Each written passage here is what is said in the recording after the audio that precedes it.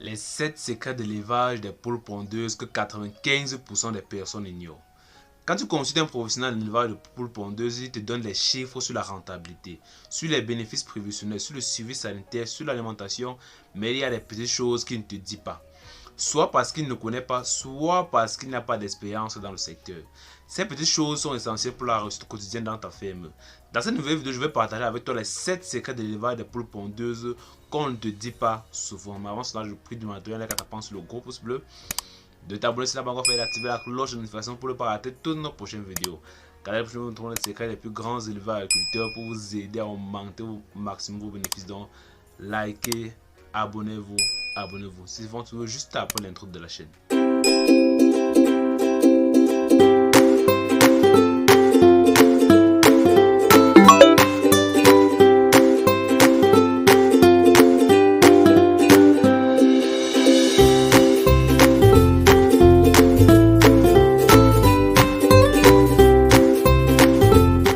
Passons au premier secret. Si le poids des poules est supérieur à la moyenne à l'entrée en ponte, il y aura des accidents de prolapsus. Ce qui va réduire le nombre d'œufs et dans une certaine mesure augmenter le taux de mortalité si le suivi est mal fait. Le deuxième secret, c'est que si vous négligez le programme de prophylaxie et qu'une maladie se déclare en ponte, le taux de ponte va chuter avec les revenus aussi.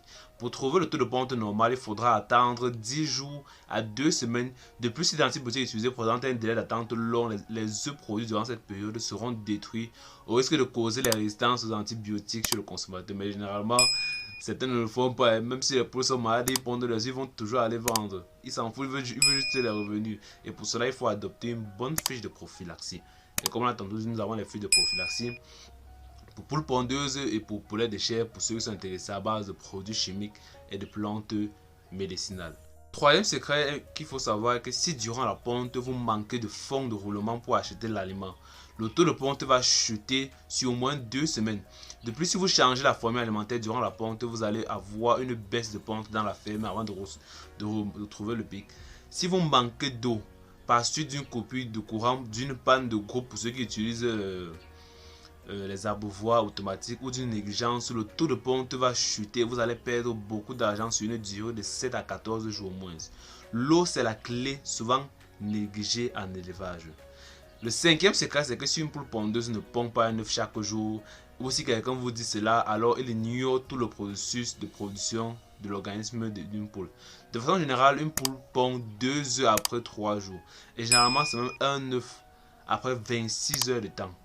26 heures de temps, 2 œufs, soit même 2 œufs tous les 3 jours, mais normalement c'est un œuf tous les 26 heures de temps. Sixième secret, ne vous attendez pas à ce que le taux de ponte soit uniforme chaque jour dans la ferme.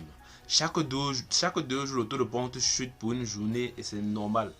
Le septième secret, c'est qu'en élevage des poules pondeuses, n'investissez pas si vous n'avez pas au moins dans les caisses le fonds de roulement pour le demi-cycle, un demi-cycle au moins. Il faut toujours être prêt financièrement à réagir si un problème survient. La moindre négligence entraîne des pertes financières importantes chez les poules pondeuses, que ce soit l'aliment, que ce soit la lumière, comme on a tantôt dit, que ce soit l'eau, ça va directement entraîner une chute drastique du taux de ponte et par conséquent vos revenus, puisque chez les poules pondeuses au début vous ne dépendez uniquement que des œufs. C'est à la fin aussi que vous allez dépendre de ce que vous allez vendre. Ceux qui ne savent pas ou qui ne sont pas à l'intérieur, nous avons créé un groupe d'entraide entre éleveurs et agriculteurs. C'est un groupe où nous échangeons uniquement élevage et agriculture. Nous avons regroupé les aviculteurs, les cuniculteurs, les porciculteurs, les agronomes, bref, les éleveurs et agriculteurs promouvoir l'agriculture et l'élevage ensemble. Comment fonctionne le groupe? Les animateurs posent les questions, les membres répondent. Les membres posent les questions, les administrateurs répondent. Donc c'est un groupe, c'est vice versa. Et chaque jour, les animateurs, c'est un conseil qu'ils envoient dans le groupe. Ils envoient un conseil dans nos différents groupes WhatsApp. Les membres répondent, s'ils ont des questions, ils posent. Et si vous rencontrez aussi des problèmes dans votre ferme, vous pouvez également poser. Peut-être que vos poulets sont malades, vos porcs sont malades, ou vous ne savez pas quoi faire, vous pouvez directement écrire dans le groupe WhatsApp. Et les administrateurs et d'autres membres du groupe vont vous aider à répondre. Si vous avez vos poulets, vos porcs, vos lapins, vous n'arrivez pas à vendre, vous pouvez également postuler dans le groupe et on va vous aider à trouver les stratégies marketing pour écouler vos sujets. Donc pour intégrer le groupe, c'est très simple. Vous vous abonnez à la chaîne. Vous envoyez votre capture d'écran au numéro 694 13 63 35. Pour intégrer le groupe, Vous vous abonnez à la chaîne. Vous faites une capture d'écran, un screenshot de votre abonnement. Vous envoyez un numéro 694 13 63 35 et la personne se chargera de vous ajouter au groupe.